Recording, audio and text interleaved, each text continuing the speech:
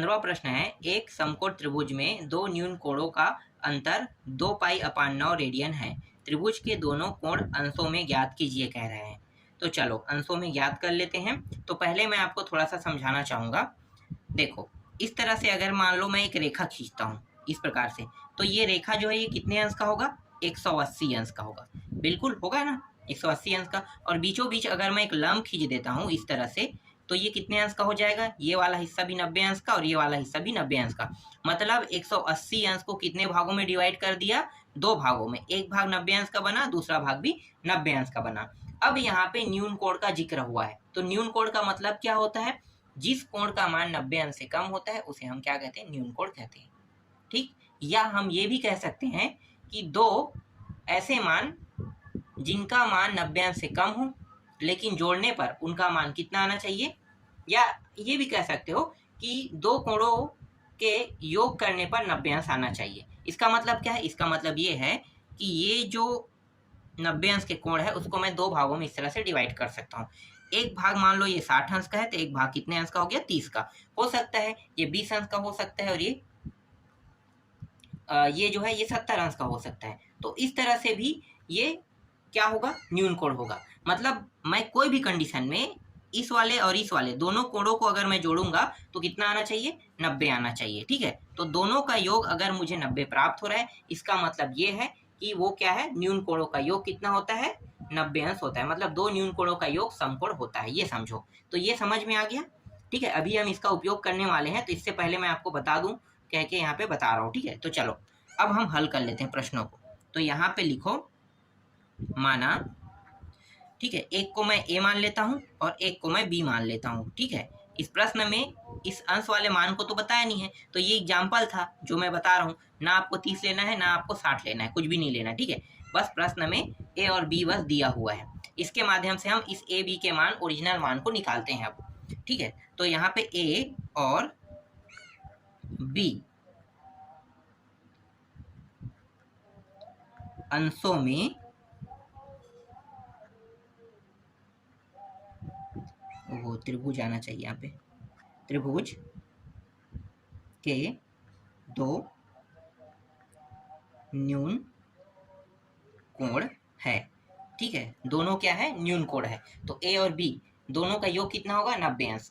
और इस प्रश्न में क्या कहा है कि एक समकोण त्रिभुज के दो न्यून कोणों का अंतर कितना दिया है? न्यून कोण देखो ए बी हमने माना था ना, ए बी, तो ए और अंतर का है तो ए माइनस बी करना है और 2 पाई/9 कर देना है। और ये किसमें था? रेडियन में।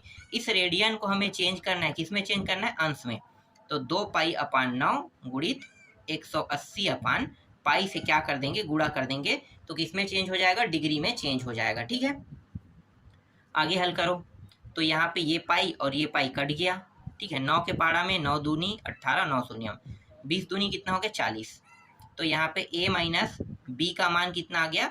40 अंश प्राप्त हुआ। इसे हम समीकरण 1 नाम दे देते हैं। ठीक है, क्या नाम देंगे? समीकरण 1। अभी मैंने आपको क्या बताया था? यहाँ पे जब मैं आपको समझा रहा था, तो दो न्यून कोणों का योग कितना होता है? 90 अंश। तो हम क्या करेंगे? यहाँ पे ना दो न्यून कोण ले लेंगे। ठीक है, तो यहाँ पे अब ले लो, अब जो मैंने बताया वही से हम ले रहे हैं ना। अब a प्लस बी अगर मैं दोनों को जोड़ देता हूँ, ठीक है, दोनों न्यून कोण को जोड़ता हूँ, तो क्या प्राप्त होगा? एक समकोण। तो एक समकोण का मान कितना होता है? 90 अंश। तो यहाँ पे मैं ले लेता हूँ a प्लस बी, ये हमारा दूसरा समीकरण बन गया। ठीक है, इस तरह से आपको ले लेना है। मैंने बताया ना, मैं यहाँ पे जो आपको समझा रहा हूँ इसी के तरीके से, मतलब इसका ही उपयोग करके हम दूसरा समीकरण बनाए हैं। तो इसीलिए मैं आपको समझा रहा था कि ये हुआ कैसे और कहाँ से आया, ये पता चल जाए आपको। ठीक है, इस तरह से। चलो अब क्या करेंगे? ये समीकरण 1 और 2 को क्या कर देते हैं? जोड़ देते हैं। लिखो, समीकरण 1 और 2 को जोड़ने पर, तो जोड़ेंगे तो 1 और ये दोनों है, तो 2a हो जाएगा। एक प्लस में है, एक माइनस में है, तो क्या हो जाएगा? घट जाएगा। तो घटने पे कितना प्राप्त होगा? 0। तो लिखने की जरूरत नहीं है। ठीक है, ये दोनों कट गया। अब यहाँ पे इन दोनों को जोड़ेंगे, कितना होगा? 130 प्राप्त होगा।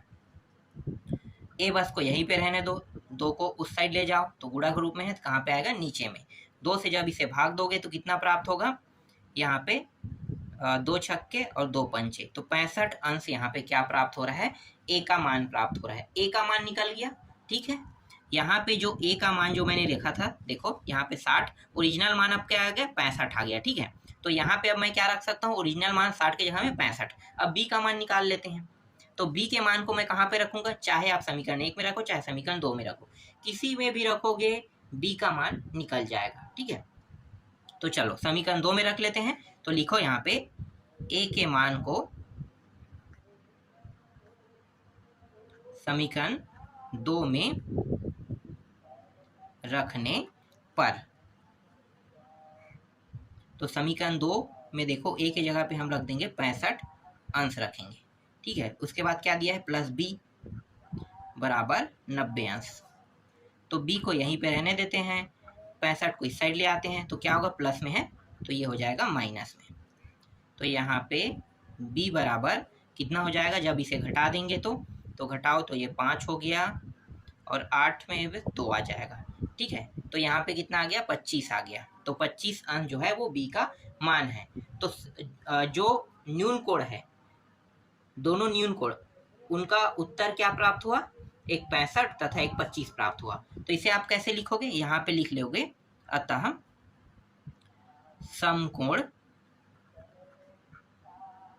त्रिभुज के कितने न्यून कोण होते हैं, समकोण त्रिभुज में दो न्यून कोण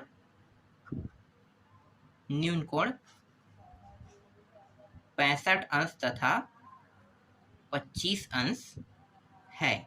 ये आपको लिख देना है अंत में, ठीक है। समकोण त्रिभुज में 2 न्यून कोण है, वो मैंने आपको बता दिया था, चित्र के माध्यम समझा दिया था। तो अब यहाँ पे कोई डाउट नहीं होना चाहिए, ठीक है। चलो आगे देखते हैं अगला प्रश्न। 16वां प्रश्न है, 2 कोणों का अंतर 1 अंश तथा योग 1 रेडियन है, तो कोणों का मान अंश में ज्ञात कीजिए। कोणों का मान किस में ज्ञात करना है, अंश में। बहुत सरल प्रश्न है, चलो जैसा कहा है वैसा कर लेते हैं। तो प्रश्न में कहा है 2 कोणों का अंतर कह रहे हैं ना, तो 2 कोणों का अंतर, तो एक कोण हम ए मानते हैं। चलो लिखो, यहाँ पे लिखो, माना ए और बी क्या है, 2 कोण है, 2 कोण है। तो 2 कोणों का अंतर कह रहा है, तो पहले अंतर कर लेते हैं, ए माइनस बी, और ए माइनस बी मतलब दोनों कोणों का अंतर कितना है, 1 अंश है कह रहे हैं। तो यहाँ पे मैं 1 अंश लिख लेता हूँ और ये पहला समीकरण नाम दे देता हूँ इसको, ठीक है। इसके बाद क्या करना है, इन्हीं दोनों को जोड़ेंगे, तो जोड़ने पर 1 रेडियन प्राप्त होता है कह रहे हैं, तो जोड़ दो। तो a प्लस बी, जैसे कि प्रश्न में कहा है a प्लस बी 1 रेडियन, तो रेडियन, तो क्या करेंगे, ये एक अंश है एक रेडियन है, दोनों अलग अलग मान है, अंश और रेडियन अलग होता है, तो क्या करेंगे, रेडियन को अंश में चेंज कर लेंगे। तो a प्लस बी बराबर, इसको हमें किस में चेंज करना है, डिग्री में, अंश में, ठीक है। तो कितने से गुणा करेंगे, तो जब हम इसको डिग्री में चेंज करते हैं तो 180 अपान पाई से क्या कर देते हैं, गुणा कर देते हैं। तो गुणा करने पर ये किस में चेंज हो गया, अंश में। तो यहाँ पे 180 180 अपान पाई यहाँ पे क्या हो गया, प्राप्त हुआ। इसे हम दूसरा समीकरण नाम दे देते हैं। फिर क्या करेंगे, देख लो, समीकरण 1 समीकरण 2 प्राप्त हो गया। तो अब हम क्या करेंगे, दोनों को जोड़ देंगे। तो लिखो यहाँ पे समीकरण 1 और 2 को जोड़ने पर, ठीक है, समीकरण 1 और 2 को जोड़ने पर, तो a और a दोनों प्लस में है तो जुड़ जाएगा, तो कितना होगा, 2a हो जाएगा। b और एक b माइनस और एक प्लस में है तो कट जाएगा, ठीक है, इसको लिखने की जरूरत नहीं है। इसके बाद बराबर के चिन्ह है, बराबर लिखो, फिर एक अंश लिखो यहाँ पे, एक अंश, और इसको इसके साथ जोड़ देंगे तो ये हो जाएगा 180 अंश अपान पाई।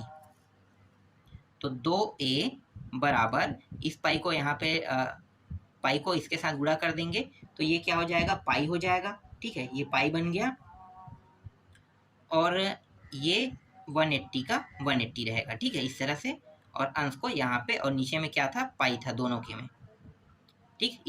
इसे मैंने क्या किया, लघुत्तम निकाला पाई, तो ये ऊपर में गुणा हो जाएगा और नीचे में ये इस तरह से बन जाएगा, ठीक है, ठीक। अब इस 2 को हटा देते हैं तो बचेगा क्या, यहाँ पे a बस बचेगा, पाई प्लस 180 अंश अपान 2 पाई बचेगा, ठीक है, इतना होगा। तो ये अभी निकला, किसका मान निकला, ए का मान निकला। अब बी का मान निकाल लेते हैं। तो ए के मान को आप चाहे समीकरण 1 में रखो चाहे समीकरण 2 में रखो, आसानी से हमारा मान प्राप्त हो जाएगा। तो इसे मैं समीकरण इस बार 1 में रख लेता हूँ। तो लिखो समीकरण 1 में ए का मान रखने पर, तो समीकरण 1 देख लो, a माइनस बी बराबर 1। तो ए की जगह पे क्या रखूंगा, पाई प्लस 180 अपान 2 पाई, उसके बाद माइनस बी बराबर 1 अंश, इस तरह से। ठीक है, ये बी जो है इसको हम उस पार ले जाते हैं और 1 को इस साइड ले आते हैं। तो ये हो जाएगा पाई प्लस 180 अंश अपान 2 पाई, फिर ये इस साइड आके क्या हो जाएगा, माइनस हो जाएगा, और ये जो b है ये उस साइड जाके क्या हो जाएगा, प्लस हो जाएगा।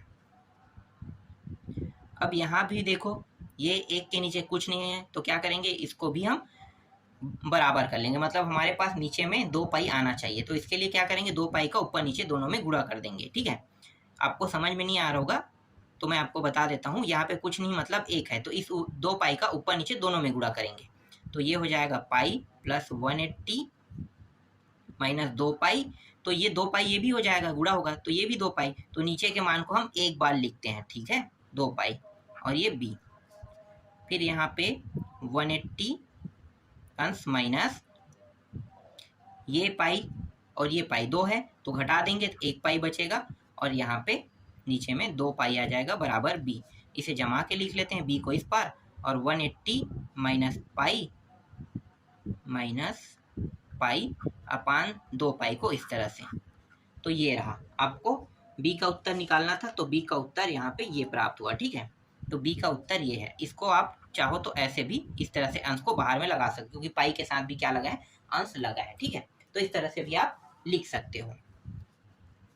ठीक है, तो ये इसका भी उत्तर निकल गया। चलो अगला देखते हैं, नेक्स्ट प्रश्न।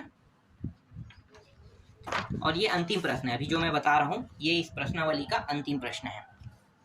तो 17वां प्रश्न है, यदि चंद्रमा का कोणीय व्यास 30 पॉइंट है, तब आंख से 2.2 सेंटीमीटर व्यास वाले सिक्के को कितनी दूरी पर रखा जाए कि चंद्रमा पूर्णतः दिखाई नहीं दे, कह रहा है। ठीक है, चलो इसको भी हल करते हैं, बहुत सरल प्रश्न है।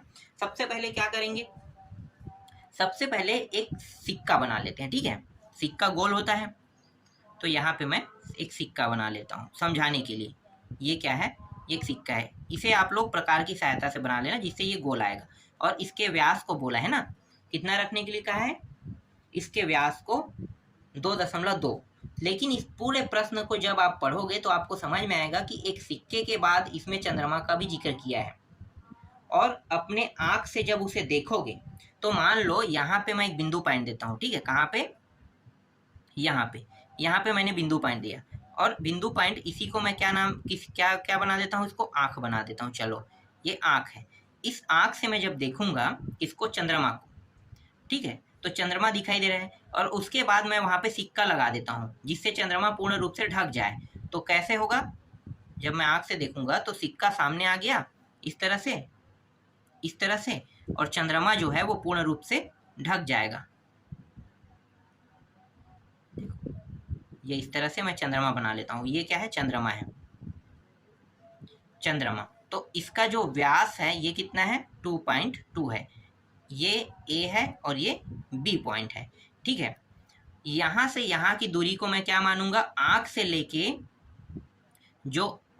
लेके ये जो व्यास है इसकी दूरी तक के को मैं मानूंगा R मानूंगा। यहाँ से यहाँ को क्या मानूंगा, मैं R मानूंगा। ठीक है, और यहाँ पे जो कोण बन रहा है वो अंश में नहीं बन रहा है, पॉइंट में बन रहा है, 30 पॉइंट।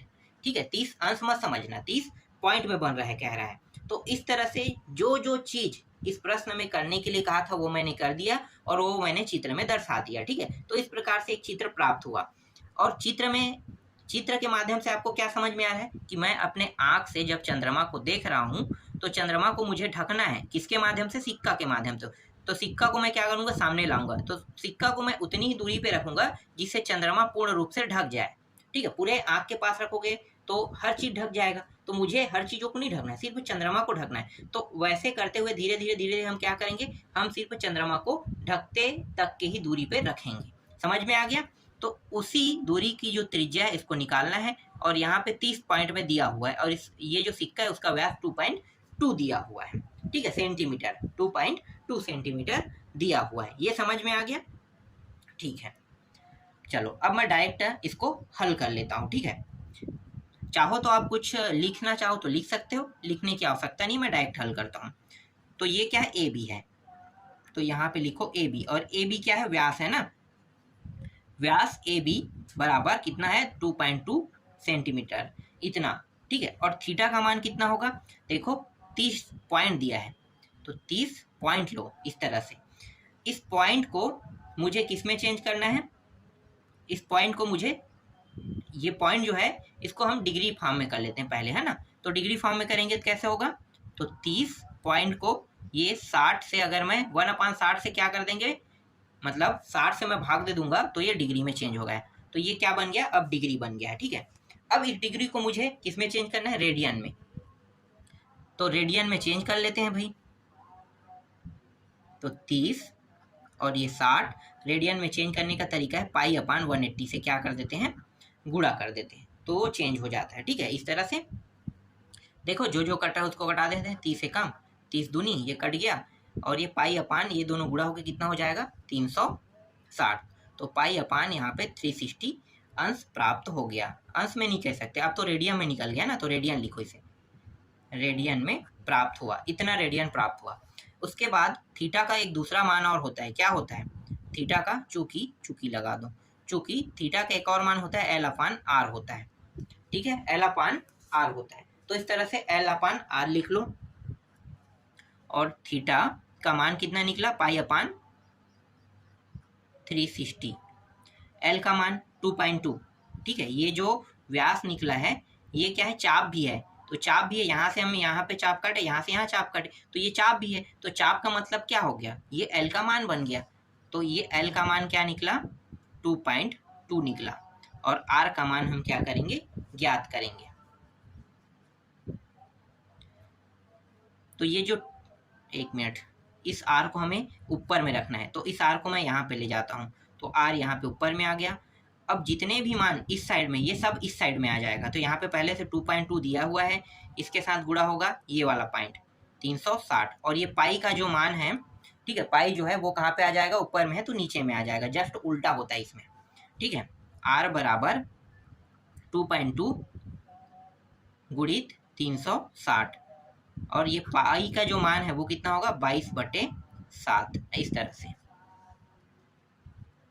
और ये जो 2.2 है इसको मैं पूरा का पूरा कितना बना लेता हूँ, 22 बना लेता हूँ, तो ये मैंने 22 बनाया, तो 22 बनाने पर क्या हो जाएगा, नीचे में 10 आ जाएगा। ठीक है, 22 के नीचे में 10, ये कैसे होता है पता होगा तो अच्छी बात है, नहीं पता है तो मैं बता देता हूँ। देखो 2.2 इस तरह से दिया हुआ है, अगर मुझे इसे पूरा 22 बनाना है तो 2 तो पहले से सामने में है, ठीक है, 2, और ये दशमलव जो है इसको अपान लिखो। ठीक है, ये दशमलव और 1, तो दशमलव का 1 लिखते हैं, और इसके बाद कितने संख्या है, एक संख्या, तो एक संख्या 0, और ये 2 क्या हो गया, पूरा का पूरा इस तरह से बन जाएगा, तो 22 अपान कितना हो जाएगा, ये 10 हो जाएगा। समझ में आया, तो इस तरह से 22/10 बन गया।